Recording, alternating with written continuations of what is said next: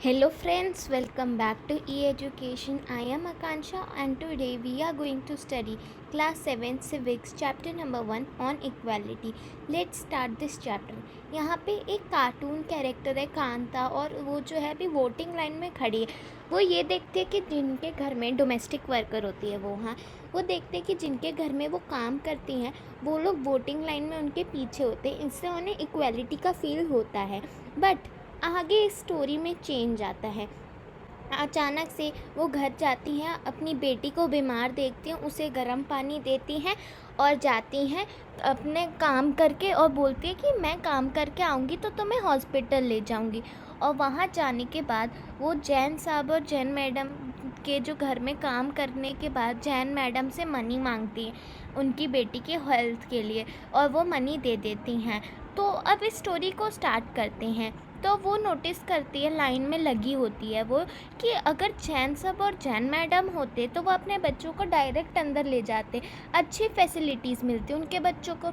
और वो अमीर है तो इसीलिए उनको सब प्रॉफिट मिलता है और हम गरीब है, इसका हमें लॉस होता है। ये बहुत गलत बात है, ये तो इक्वालिटी हुई नहीं। अब इक्वल राइट टू वोट के बारे में हम कुछ इन्फॉर्मेशन कलेक्ट करते हैं। यूनिवर्सल एडल्ट फ्रेंचाइज, हम सभी को पता है यूनिवर्सल एडल्ट फ्रेंचाइज में 18 एंड अबव 18 एज के लोग जो है वोट देते हैं। इंडिया का ये रूल है। हाँ, और ये जो यूनिवर्सल एडल्ट फ्रेंचाइज है इसमें कोई भी 18 से बिलो एज का पर्सन नहीं आता।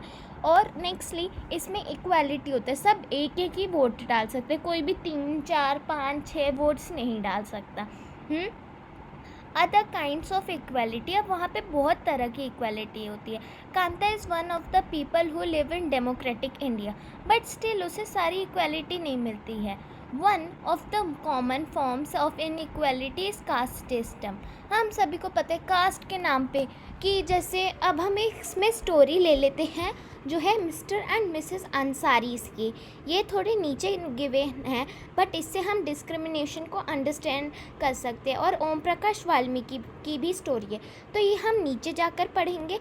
तो नेक्स्टली दलित का टर्म आपको पता है, दलित जो होते हैं उन्हें सोसाइटी से ब्रोकन माना जाता है, वो अनटचेबल्स कहलाते थे पहले। लेकिन अब ऐसा कोई रूल नहीं है, किसी को भी गलती से भी आप दलित नहीं बोल सकते। ये डिस्क्रिमिनेशन है और इसकी आपको पनिशमेंट मिल सकती है। ओम प्रकाश वाल्मीकि ने एक बुक लिखी है झूठन, जिसमें उन्होंने एक दलित बॉय की लाइफ लिखी है। वो एक दलित बॉय थे, ओके। तो वो बताते कि मुझे स्वीप करना पड़ता था स्कूल के फ्लोर्स को, मैं डोर साइड पे बैठता था, मुझे कोई अच्छे से मेरे डाउट भी नहीं क्लियर करता था, क्योंकि वो एक दलित बॉय थे। जब उनके पापा ने ये देखा तो उन्हें बहुत दुख हुआ कि मेरे कास्ट में दलित हूँ, इसी की वजह से मेरे बेटे को इतना ज़्यादा जो है टॉर्चर कर रहे हैं लोग दलित होने का। Second story mister and missus Ansaris की है। वो एक जो है अपार्टमेंट ढूंढने के लिए आते हैं, उनकी मनी कलेक्ट होती है। तो एक अपार्टमेंट की जो ओनर होती है वो बोल देती है कि हमारे यहाँ नॉन वेजिटेरियन फूड नहीं खाया जाता, और वहीं से फ़िश की स्मेल आ रही होती है। इससे अंसारी इसको पता चल जाता है कि ये बस ना रखने का बहाना है। नेक्स्टली फिर जो है वो जाते एक और अपार्टमेंट चूज़ करते हैं, वहाँ पे मना कर देते हैं। फिर नेक्स्ट अपार्टमेंट में कहते कि अगर आप अपना नाम मिस्टर एंड मिसेस कुमारी रख लेंगे तो हम आपको हमारे अपार्टमेंट में रहने देंगे। पर ये तो उनके सेल्फ रिस्पेक्ट का मामला था, इसलिए अंसारीज़ ने रिफ्यूज़ कर दिया और वो अभी भी किराए के घर पर रहते हैं। रिकॉग्नाइजिंग डिग्निटी, आप 3 पिक्चर्स देख सकते हैं जिसमें एक बॉय जो है एक पर्सन का शूज़ साफ़ करता है, उसके बाद वो जो पर्सन है उसे हाथ में सिक्का देने के बजाय वो सिक्का फेंक देता है। ये दीवार फिल्म का है। हाँ, तो ये जो है उसकी डिग्निटी को हर्ट करता है, इसीलिए उस बच्चे ने एक बार भी वो सिक्का नहीं उठाए। ओके, ये डिग्निटी, जब भी डिस्क्रिमिनेशन होता है तो यही डिग्निटी वायलेट होती है।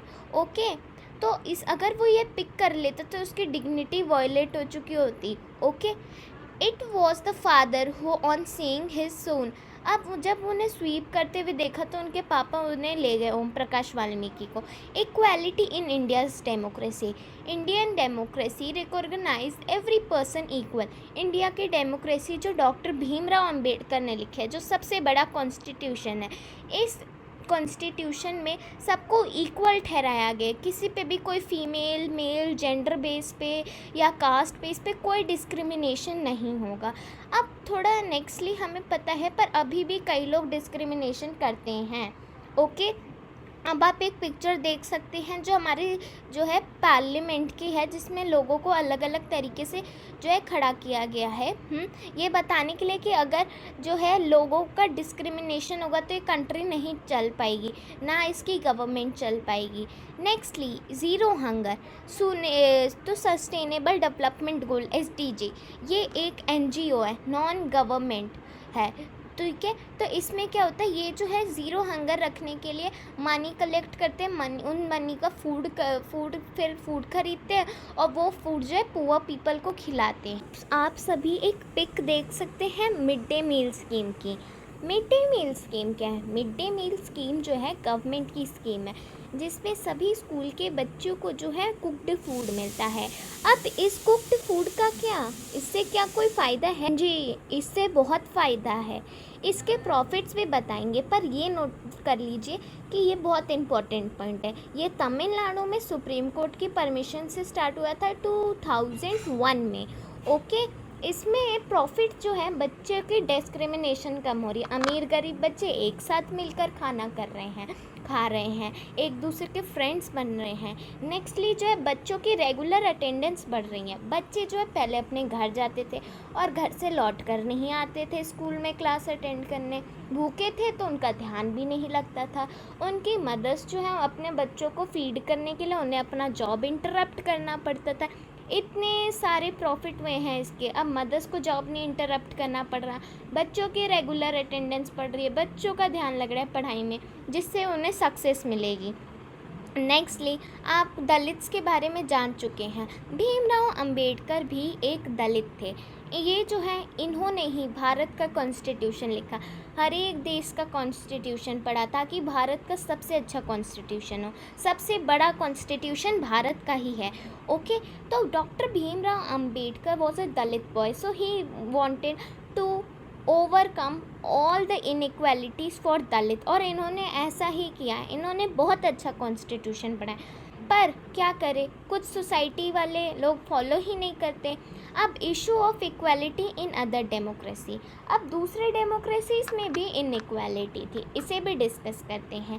पहले क्या होता था, अफ्रीकन्स को अमेरिका में वर्क करने के लिए बुलाया जाता था, और इन अफ्रीकन्स एक्चुअली को ही पता है और सबको पता है कि अफ्रीकन्स ब्लैक होते हैं और अमेरिकन ज़्यादातर वाइट ही होते हैं। तो ब्लैक्स को जो है अपनी सीट अमेरिकन्स को देनी पड़ती थी, वाइट्स को देनी पड़ती थी। यूजुअली अलग अलग फैसिलिटीज़ होती थी, ब्लैक्स को बेकार फैसिलिटी, वाइट्स को सुपीरियर फैसिलिटीज़। फिर वाइट्स जो हैं इनकी सेपरेट हॉस्पिटल्स होते थे, इनके सेपरेट हॉस्पिटल्स होते थे, ब्लैक्स के सेपरेट स्कूल्स होते थे ब्लैक एंड वाइट चिल्ड्रन के लिए। अब रोज़ा पार्क्स, इधर ही से एक बहुत इंपॉर्टेंट चीज़ स्टार्ट हो रहा है, नोट करना शुरू कर दीजिए। रोज़ा पार्क्स एक तो 1913 से 2005 तक सर्वाइव किया उन्होंने। ये भी एक अफ्रीकन अमेरिकन वुमेन थी, ये भी अफ्रीका से आई थी, यहाँ काम कर रही थी। एक लॉन्ग डे तक उन्होंने वर्क किया, फिर वो आई बैठी। 1 दिसंबर को 1955 को ये काम जो है चल रहा है। इसमें क्या हुआ कि लोग जो है ना अमेरिका, तो उसने मना कर दिया कि मैं इतने मेहनत से आई हूँ, मैं इतना काम करके आई हूँ, मैं अपनी सीट क्यों दूँ एक अमेरिकन को, एक वाइट को।